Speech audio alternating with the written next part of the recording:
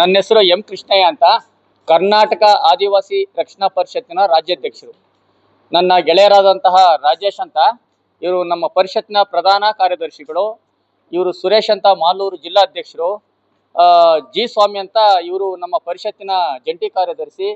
ವಾಸುದೇವ್ ಕಾಳೆ ನಮ್ಮ ಪರಿಷತ್ತಿನ ರಾಜ್ಯ ಜಂಟಿ ಕಾರ್ಯದರ್ಶಿಗಳಾಗಿದ್ದಾರೆ. ಹಾಗೆ ಇಲ್ಲಿ ಇರ್ತಕ್ಕಂಥ ಕುಮುದ ನಮ್ಮ ಪರಿಷತ್ನ ಉಪಾಧ್ಯಕ್ಷರು, ಇಲ್ಲಿ ಇರ್ತಕ್ಕಂಥ ಎಲ್ಲ ಪದಾಧಿಕಾರಿಗಳು ಇದ್ದಾರೆ. ನಾವು ಬೆಳಗ್ಗೆಯಿಂದ ಇವತ್ತು ಒಂದು ಸಭೆಯನ್ನ ಶಾಸಕರ ಭವನದಲ್ಲಿ ನಾವು ಕರೆದಿದ್ವಿ. ಸಭೆಯ ವಿಚಾರಗಳೇನು ಅಂತಂದ್ರೆ, 32ನೇ ವಿಶ್ವ ಆದಿವಾಸಿ ದಿನಾಚರಣೆಯನ್ನ ಆಚರಣೆ ಮಾಡುವ ಕುರಿತು ನಮ್ಮ ಆಗ್ರಹ. ಈ 32ನೇ ವಿಶ್ವ ಆದಿವಾಸಿ ದಿನಾಚರಣೆಯನ್ನ ಸರ್ಕಾರವೇ ಮಾಡಬೇಕು ಅಂತಕ್ಕಂಥದ್ದು ಆಗ್ರಹವನ್ನ ಮಾಡ್ತಾ ಇದ್ದೀವಿ. ಯಾಕಂದ್ರೆ ಇಡೀ ಪ್ರಪಂಚವೇ ಆದಿವಾಸಿಗಳ ಹಕ್ಕುಗಳಿಗಾಗಿ ಈ ಒಂದು ವಿಶ್ವ ಆದಿವಾಸಿ ದಿನಾಚರಣೆಯನ್ನ ಘೋಷಣೆ ಮಾಡಿರ್ತಕ್ಕಂಥದ್ದು. ಇಡೀ ಭಾರತ ದೇಶದ ಪೂರ್ತಿ ಆ ಒಂದು ಆಗಸ್ಟ್ 9ನೇ ತಾರೀಕು ವಿಶ್ವ ಆದಿವಾಸಿ ದಿನಾಚರಣೆಯನ್ನು ನಾವು ಆಚರಣೆ ಮಾಡ್ತಾ ಇದ್ದೀವಿ.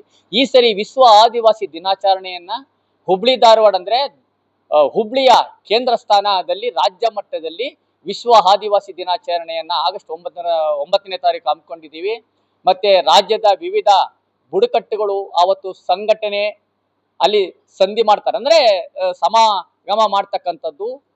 ಮತ್ತೆ ಅಲ್ಲಿ ಹರಿಣ ಶಿಕಾರಿ ಸಮುದಾಯಗಳು ಏನ್ ಸೆಟ್ಲ್ಮೆಂಟ್ ಏರಿಯಾ ಇದೆಯೋ, ಯಾವುದು ಹುಬ್ಳಿ ಧಾರವಾಡ, ಗದಗ್, ವಿಜಯಪುರ, ಬಾಗಲಕೋಟೆ, ಬೇರೆ ಬೇರೆ ಕಡೆ ಹಂಚಿ ಹರಿದೋಗಿರ್ತಕ್ಕಂಥ ಹರಿಣ ಶಿಕಾರಿ, ಪಾರ್ದಿ, ಪಾನ್ಸಿ ಪಾರ್ದಿ, ಏನು ಅಲೆಮಾರಿ ಬುಡಕಟ್ಟುಗಳು, ಆದಿವಾಸಿಗಳು ಏನಿದಾರೋ 49 ಬುಡಕಟ್ಟುಗಳು ಆಗಸ್ಟ್ 9ನೇ ತಾರೀಕು ರಾಜ್ಯ ಸಮಾವೇಶಗೊಳ್ತದೆ. ಅಲ್ಲಿಗೆ ಸಂಬಂಧಪಟ್ಟಂತ ಕೇಂದ್ರ ಸಚಿವರನ್ನ, ಅಲ್ಲಿಯ ಜಿಲ್ಲಾ ಉಸ್ತುವಾರಿ ಸಚಿವರುಗಳನ್ನ, ಅಲ್ಲಿಯ ಶಾಸಕರನ್ನ ಅಲ್ಲಿ ಅತಿಥಿಗಳಾಗಿ ನಾವು ಬರಮಾಡ್ಕೊಳ್ತಾ ಇದ್ದೀವಿ. ಮತ್ತೆ ಆ ಮುಖಾಂತರ ನಮ್ಮ ಹಕ್ಕುಗಳನ್ನ ಮಂಡನೆ ಮಾಡ್ತಕ್ಕಂಥ ದಿನವನ್ನಾಗಿ, ಅಂದ್ರೆ ಅದು ವಿಶೇಷವಾಗಿ ಏನ್ ಮಾಡ್ತಾ ಇದೀವಿ ಅಂತಂದ್ರೆ, ಶುಶ್ರೂಷಕಿಯರನ್ನ ಅಭಿನಂದಿಸುವಂತ, ಅವರಿಗೆ ಗೌರವ ಕೊಡುವಂತ ದಿನ. ಇವತ್ತು ವಿಶ್ವಸಂಸ್ಥೆ ಅದನ್ನ ಘೋಷಣೆ ಮಾಡಿದೆ. ಏನಂತಂದ್ರೆ ಪಾರಂಪರಿಕ ಶುಶ್ರೂಷಕಿಯರು. ಯಾಕಂತಂದ್ರೆ ಈ ದಾದಿಯರು ಅಂತ ನಮ್ಮ ಏನ್ ಹೇಳ್ತೀವೋ, ನಮ್ಮ ಆದಿವಾಸಿಗಳಲ್ಲಿ ನಮ್ಮ ಮಕ್ಕಳನ್ನ ರಕ್ಷಣೆ ಮಾಡಿ ನಮ್ಮ ಸಮಾಜಕ್ಕೆ ಕೊಡುಗೆ ಕೊಡ್ತಕ್ಕಂಥ ಆ ಮಹಾನ್ ತಾಯಿಯರಿದಾರಲ್ಲ, ಆ ದಾದಿಯರು, ಅವರನ್ನ ಗೌರವಿಸ್ತಕ್ಕಂಥದ್ದು ಮಾಡ್ತಾ ಇದ್ದೀವಿ. ಸುಮಾರು 49 ಬುಡಕಟ್ಟುಗಳಿಂದ 49 ದಾದಿಯರನ್ನ ನಮ್ಮ ಗೌರವಿಸ್ತಕ್ಕಂಥ ದಿನವನ್ನ ಅವತ್ತು ಆಚರಣೆ ಮಾಡ್ತೇವೆ. ಪ್ರತಿ ವರ್ಷನೂ ಹೋದ್ಸಲ ನಾವು ಯಾರು PhD ಮಾಡಿರ್ತಕ್ಕಂಥ ನಮ್ಮ ಆದಿವಾಸಿ ವಿದ್ಯಾರ್ಥಿಗಳನ್ನ ನಾವು ಗೌರವಿಸ್ತೀವಿ, ಅವ್ರಿಗೆ ಪ್ರಶಸ್ತಿಯನ್ನ ಕೊಟ್ವಿ, ಆದಿವಾಸಿ ಸಿರಿಗಳನ್ನ ಕೊಡ್ತಾ ಇದ್ದೀವಿ.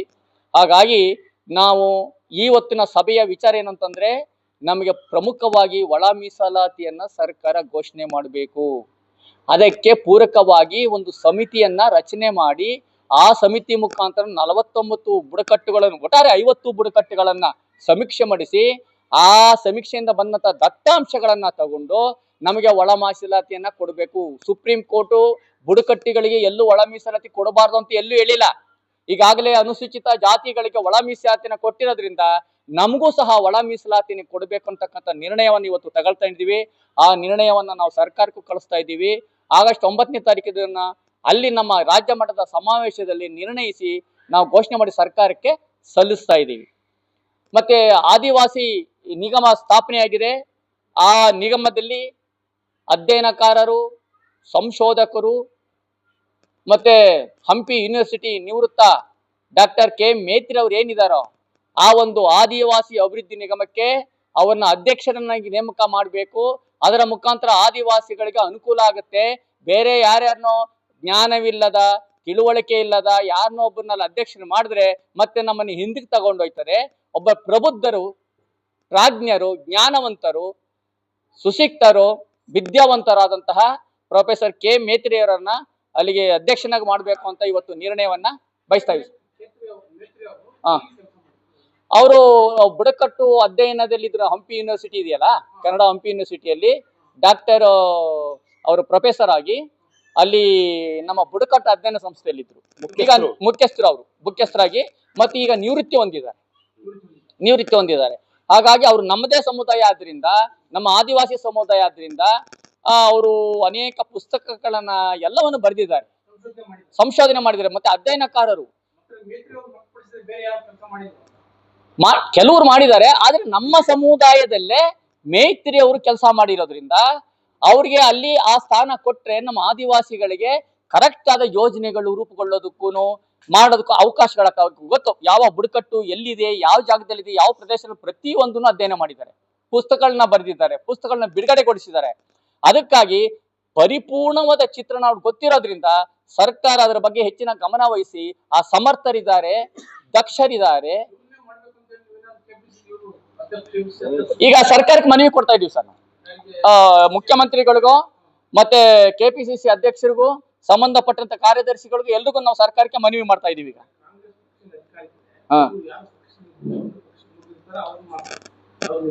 ಹೌದು ಸರ್, ಅವರು ಪಕ್ಷದಲ್ಲಿ ಗುರುತಿಸ್ಕೊಂಡಿಲ್ಲ. ಯಾಕಂತಂದ್ರೆ ಇವರು ಪಕ್ಷಾತೀತವಾಗಿ ಕೇಳ್ತಾ ಇದೀವಿ ನಾವು.